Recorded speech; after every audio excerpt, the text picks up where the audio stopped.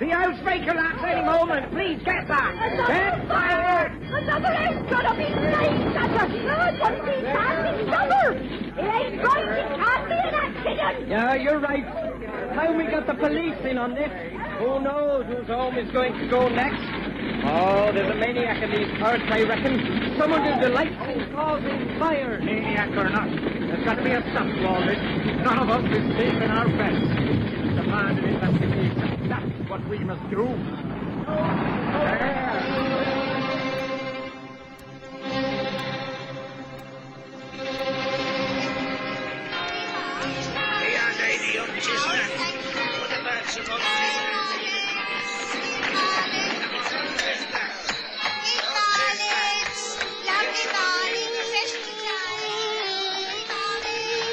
We present the Stories of Sherlock Holmes.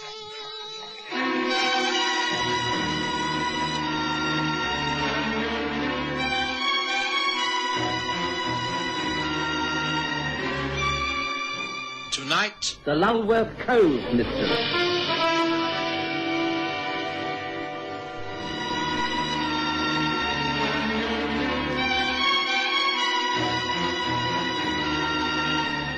The summer of 1895 was a particularly hot one by English standards.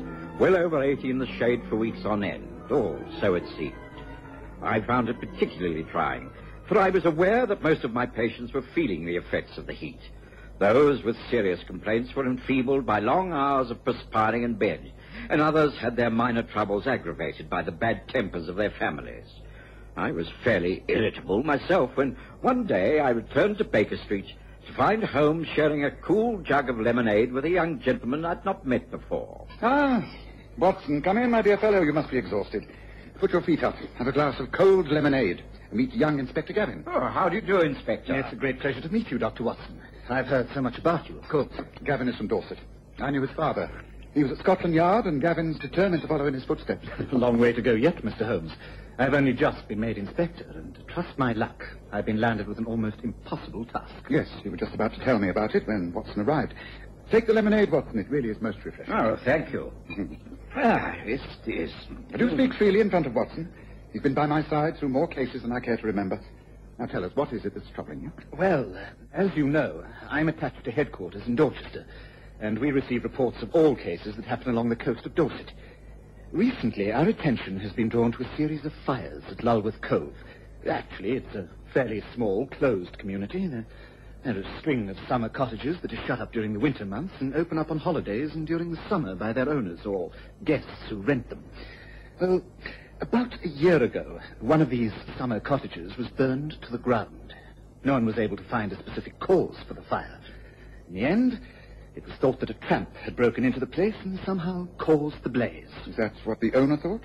Did he claim insurance? Yes, it was a very modest amount. Algernon Francis was the owner's name.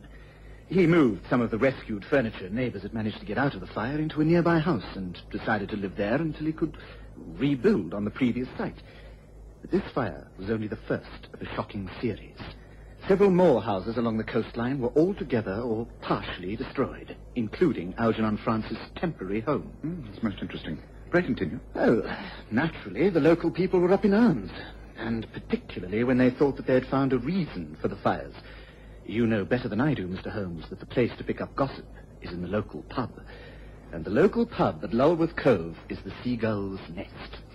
A meeting extraordinary was held there, presided over by Mr. William Spaulding, a middle-aged bachelor who lives alone in his family home on the cliffs and, being of independent means, gives most of his time to civic and philanthropic enterprises. He had the full support of the locals.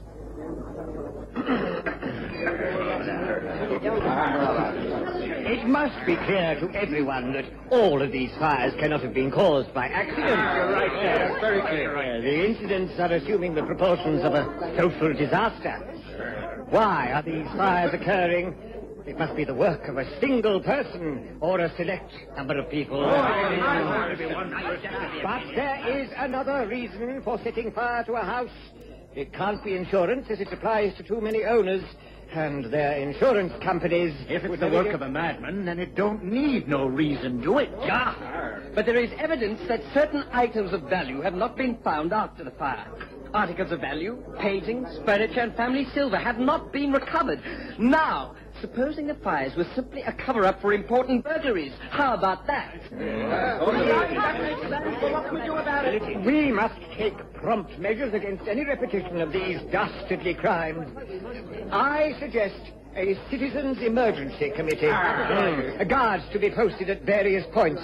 A patrol system in direct touch with the police. Splendid idea. Spaulding must be the chairman of the committee, of course. I second that. Let's form the committee straight away. I don't mind, yes. So, Spaulding was elected and immediately made application to Dorchester for help. I was sent down and made inquiries. But quite honestly, Mr. Holmes, I'm baffled. Nothing else has happened. By that, I mean that there have been no new fires. But the place has turned into a village of suspicion. Neighbor is turning against neighbor, friend against friend. It's becoming a place of locked doors, drawn curtains, and whispered suspicion. Yes, I can understand that. The fact is that I am now known in the district. And wherever I go, people are so cautious that I can get nowhere. I was wondering if you and Dr. Watson wouldn't consider taking a few days off and coming down to Dorset. You could stay at the Seagull's Nest and, well, perhaps pick up a few clues that may help me. I'm anxious to prove myself for this case. Anything you advise will be of great value. Well, I do admit that the problem is an intriguing one. Naturally, you feel the pyromaniac is a local man. I beg your pardon? The pyromaniac. The person who causes fires. The arsonist. Oh, yes. Must be local. Otherwise, how would he know what was of value in these houses? Right. Well, Watson, what do you say? Well, I'd very much like a few days off down by the sea, especially to get out of London in this heat. I shan't have much to attend to over the weekend. Yes, I'm all for it. That's good. Then our answer is yes. We shall be delighted to stay at the Seagull's Nest if we can get in there. Oh, I'll see to that. I'll have a word with Adam Geary. He's the landlord. Nice enough old fellow, but crippled with rheumatism and gets about in a wheelchair. His daughter is Anne Geary, who's a tower of strength in the community. And there is a third member of the household in that pub. His name is Pat Boyce, and I'm very much afraid that he's the fly in the ointment, as it were. Oh, in what way? Well, I suppose every English country village is supposed to have one. He's a bit simple-like, weak in the head, the village idiot. He can't speak all that well. He never makes much sense. Anne can look after him, and she can get things out of him, but no one else can. Of course, you can imagine that lots of the locals think he is the cause of all the trouble. The pyromaniac, as you call him. Do you think that, Captain? No, I don't. But, well, you come down and make up your own mind, Mr. Holmes. Shall I make a definite booking for you? 2 days later, we were down in Longworth Cove, Dorset. The weather was still hot and the skies cloudless, but the sea breezes were wonderful, and the Gull's Nest a most entrancing old inn. Adam Geary and his daughter Anne made us most welcome, and of course it wasn't long before the mystery of the outbreak of the fires was discussed. All is quiet at the moment, of course, but there's many who thinks it's just the lull before the storm. Oh, no, Dad, that's no way to think about it. Rather say that the precautions that we've been taking have had the desired effect. Mr. Spaulding has done a wonderful job of the organisation. Every citizen who belongs knows exactly where he or she has got to be when they go on duty. I'm sure it's having the desired effect. But if this man who caused the fires is in some way mentally unbalanced, then surely he must be apprehended, regardless of whether there are more outbreaks or not. Ah, that's what I say. But that's the work of the police. We're just protecting our own homes.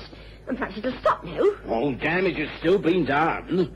Well, imagine what it'd be like if this pub were to catch fire. Me in this stern wheelchair, unable to get out. Oh, no, that's enough, Dad. Why must you always look on the black side? Oh, have you had sufficient, Mr. Holmes? Dr. Watson? If so, then I'll be clearing away. Oh, would you like another helping? Oh, an excellent supper, thank you. No more for me, thank you. It was splendid. My God, darling boy, how many times have I told you not to burst into a private parlour like that, eh? Oh, no, calm down, Pat. Stay quiet now. Don't try to speak. Just be quiet. That's it. Now, these are two new guests staying here at the inn. This is Mr. Sherlock Holmes and this is Dr. Watson. Now, you will smile and touch your cap whenever you see them. You do so now. Good evening, Patrick. Good evening. Oh, get him out of here, Anne. You're embarrassing our guest. Get him out. Please, not at all. As a medical man, I'm used to dealing with all kinds of people like this. The main thing is that these people are not to be frightened. Now, just ask him to sit down. Oh, how very pleased I am to hear you say that, Dr. Watson. The people here don't understand, Pat. They think because he's slow that he doesn't understand. But he's brighter than anyone thinks. Now, sit down, Patrick. If there's anything to tell me, you'll do so better if you sit quietly first.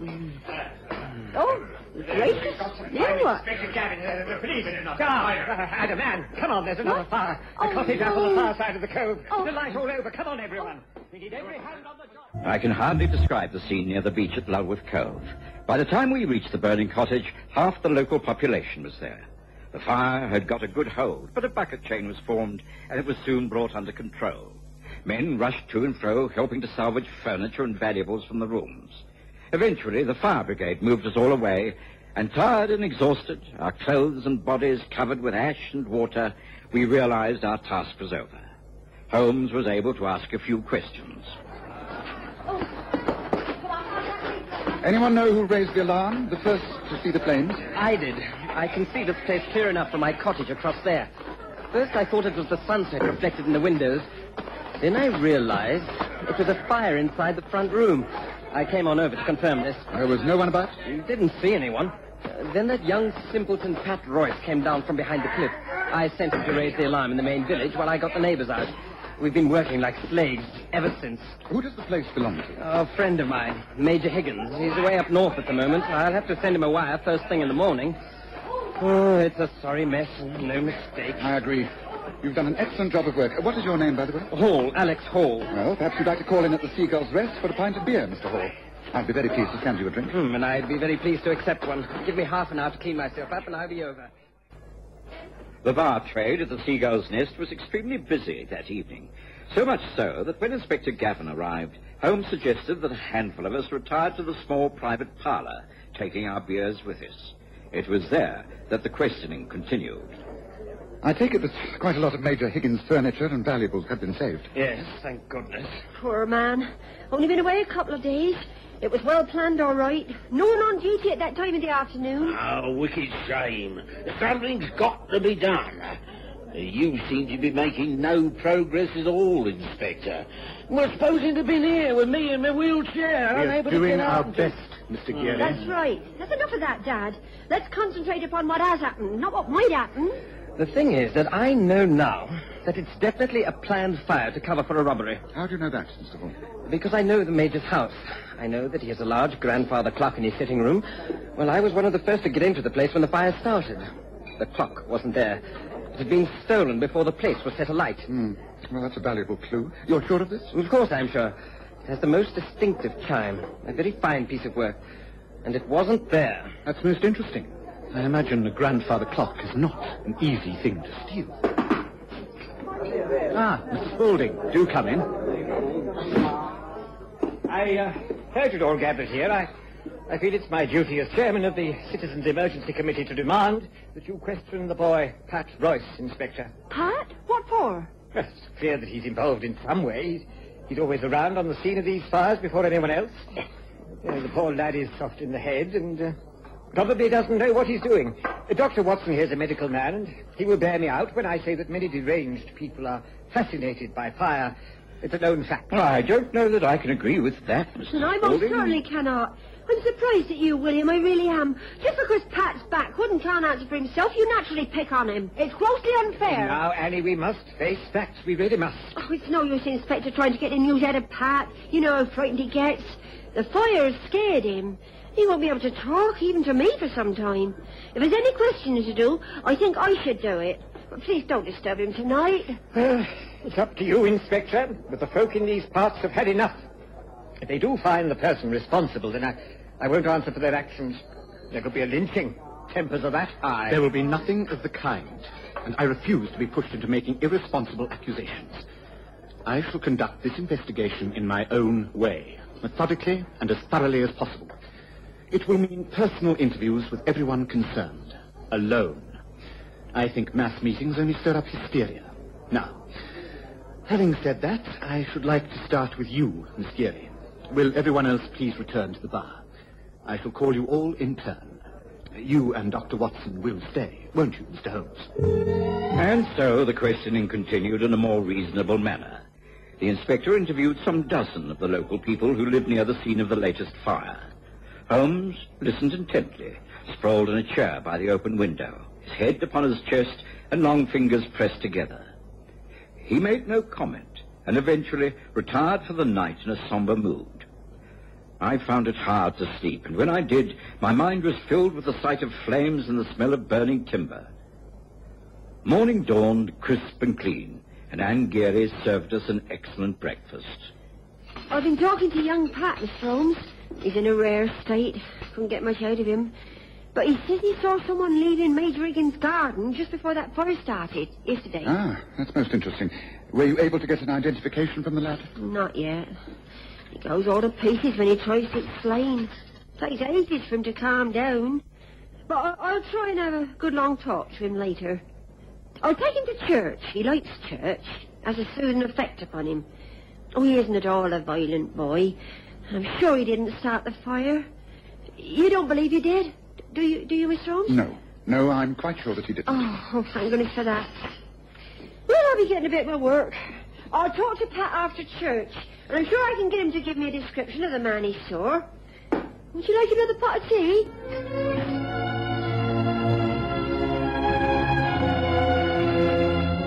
Holmes and I spent a pleasant morning walking along the seashore. As we returned, we passed the church and noticed Anne Geary talking to a group of her friends. Pat Boyce, neatly dressed, stood respectfully to one side. Later, they walked off in opposite directions. Anne wasn't present at lunch. And it was late afternoon, while we were smoking our pipes in the back garden of the inn, before we saw Pat Boyce again. He suddenly appeared in the most terrible state of excitement, crying and stuttering and throwing his arms about. Oh, gracious, what is it? What happened, Pat? Now, calm down, my boy. He's trying to tell us something. He's pointing over there across the field. Wasn't there something seriously wrong? This boy's in a dreadful state. Let him take us over there. Convince him that we will follow him. I did my best. Pat seemed to understand and ran ahead, pausing and pointing and waving while we hurried after him. Some half-mile across the fields, he stopped and pointed to a disused shed. He refused to go near. When Holmes and I entered...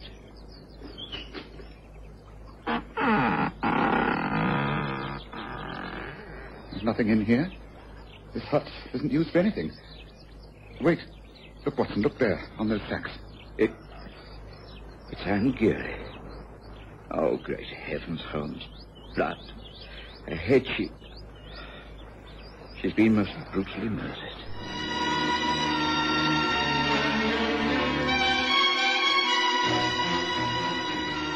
News spread over the district at lightning speed. The whole of Longworth Cove was in a state of panic, and people streamed towards the police station. Inspector Gavin called for more men from Dorchester and Weymouth. There was a general clamour for the arrest of Pat Boyce, but Holmes would have none of it. It's clear to me, Gavin, that Anne was murdered by the arsonist. Now, young Pat is not responsible for those fires. To start with, he hasn't the natural guile or intelligence to work out when to start the fires and be unobserved. Added to that, there is proof that they were intended to disguise a burglary. Pat Boyce could never steal valuable property and hope to dispose of it. No. The answer does not lie with him. Then who is responsible, Holmes? And why was Anne Geary killed? She was killed because she got part of the truth out of young Pat. And the arsonist became aware that she knew too much. Yes, I think it's time we had another talk to the man Alex Hall, Gavin. Perhaps you can arrange for him to visit Mr. Spaulding's home and talk there. Shall we say it just before 8 this evening? Can you organise that, Gavin? Inspector Gavin was able to organise the meeting. I think we were all surprised, including William Spaulding. But he made us very welcome. Well, gentlemen, this is a great pleasure. You knew her well, didn't you, Mr. Hall? Not as well as I should have liked. She was in love with someone else. She told me so. I don't know who it was. Perhaps you can tell us, Mr. Spaulding. Me? Why, no, of course not. I liked the woman, but there was no... Wait a moment. Listen. A clock striking. But I know that sound. The chimes, they're like the clock that belongs to Major Higgins. Where is it coming from? From above. A grandfather clock in an attic? Odd, don't you think? Care to show us the rest of your house, Mr. Spaulding? Every room, please. Look here, you go right. Upstairs in an attic, they found many objects of value. Silver, fine old china, and pieces of period furniture, amongst which was the grandfather clock.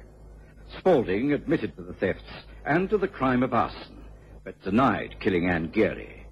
But Holmes said... He will break down under cross-examination. He's clearly mentally disturbed. I suspected him the moment he took over the chairmanship of that committee. He was able then to know the exact movements of the fire guards. He was also clearly on intimate terms with Anne Geary. She was the only one who called him William, and he called her Annie.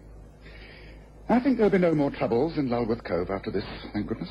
Thanks to you, Mr. Holmes. Oh, no, I don't want my name mentioned at all. This is your first successful case, isn't it? Congratulations.